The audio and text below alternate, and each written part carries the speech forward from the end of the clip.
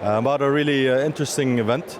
I think for TAQA as a utility business, we play a very important role in the current initiatives towards net zero and climate change. Industry and power and utilities businesses contribute something like 60% of the world's emissions. So I think we have an important role to play. And at the same time, obviously this is a meeting of governments and policy makers. So they also play a very important role in deciding, what the way forward towards tackling things from a government perspective and incentives. So it also helps us, map out our route towards contributing to net zero. TAQA is one of the top companies in the UAE. We're one of the top companies in ADX, listed companies in ADX. We're one of the top 10 utility companies in Europe, Middle East, and Africa. So we're pretty much central, to the topic and to the sectors. So. And what we're doing here in COP is actually demonstrating our commitment as well, next to the UAE as a government, towards the tackling the topic of climate change and net zero. Well, let's look at your commitments. You're looking to have renewable energy as 30% of your portfolio by 2030. Where are you now on that? Very good question. I'm very proud to say, once this Masdar deal is closed, we will actually be already hitting and exceeding our targets that we've set out for ourselves about a year ago. So we're already ahead of our targets, but we don't stop there. So now that just means we set new targets. Overall, we've just released our ESG strategy. We've already produced our second sustainability report. We've committed to reducing our emissions by 25% to our 2019 baseline, and this means we're working based on absolute emissions. We're not trying to greenwash. We're not trying to work with statistical numbers. We're talking about absolute numbers. So these are absolute reduction in emissions that we are targeting by 2030. And of that 25%, we are a global company. So it's 25% of our global, and actually it means 33% of our UAE business specifically, which is actually where the majority of our fleet is. So these are ambitious targets, but we are determined to deliver on them. How will you cut those emissions, or how are you cutting those emissions? There's a mix. There's more than one way to solve this problem. There isn't an absolute way to solve them. So we're tackling it from different perspectives. One, directly through reduction of emissions from our power generation fleet and water production fleet. So we're using better technologies for gas fire, which is actually the transition fuel today of the future. We were building Fujairah F3, which is the most efficient and largest power plant of its kind in the region.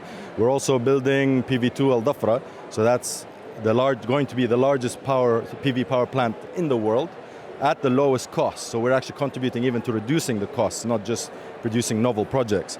But we're also adapting more reverse osmosis technology in our water desal. So that technology is 6 times more efficient than the current desalination technologies we're using today in the region, which therefore means that a huge reduction in emissions for providing this very important resource, which is water in the region. But we're not stopping there. We're also working with our customers to see how we can also help them decarbonize. So we're looking at ourselves not just as an energy provider, but maybe a decarbonization solution provider, because we're quite close to the topic of energy.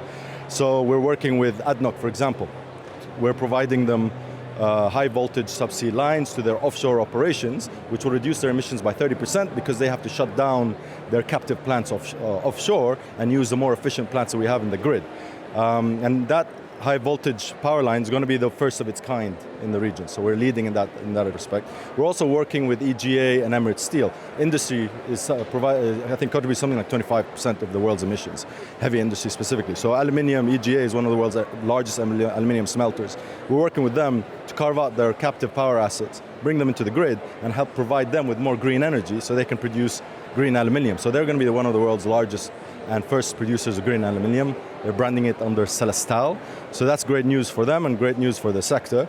And as well, we're working with Emirates Steel to help them decarbonize through introducing green hydrogen, which is used, because they use hydrogen at the moment to produce some of the raw materials.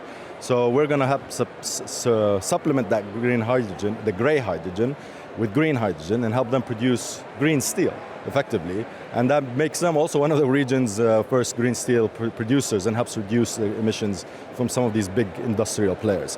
Which is interesting, because now you're talking about Scope 3 emissions, which traditionally are the hardest for a company to manage. Is this something that you're going to be continuing to do? That's correct, because I think John Kerry was saying that we've achieved something like 60-70%. It's actually that last 30%, which is what you're talking about, is going to be the real difficult thing. And this is what we're doing, indirectly, just by being collaborative and innovative, and I think this has been the theme of COP27, that we're going to have to collaborate and innovate really to solve that last 30%. So we're being proactive about it and not just trying to solve the problems within our sector, but also working with with our customers and other sectors to help them as well, reaching their emission targets. So what will you be listening for here at COP? Coming out from the sessions, the world leaders sessions, what kind of commitments and timeframes? We all know that everybody's going to have a role to play. So governments also have an important role to play. We're doing it as a commercial, private player, but we're also looking at governments to help set the policies, the frameworks, the incentives, right? That will help accelerate a lot of these things and because at the end there we also have to try to operate. We represent shareholders. We have to demonstrate shareholder value. So we have to be also looking at how to deliver on these targets commercially. So governments help also through their policies, through incentives and frameworks, to give us the roadmap, or the framework to work with to be able to deliver these things commercially. So we're very keen to see what comes out of this COP27. Dubai Eye 103.8. Join the conversation.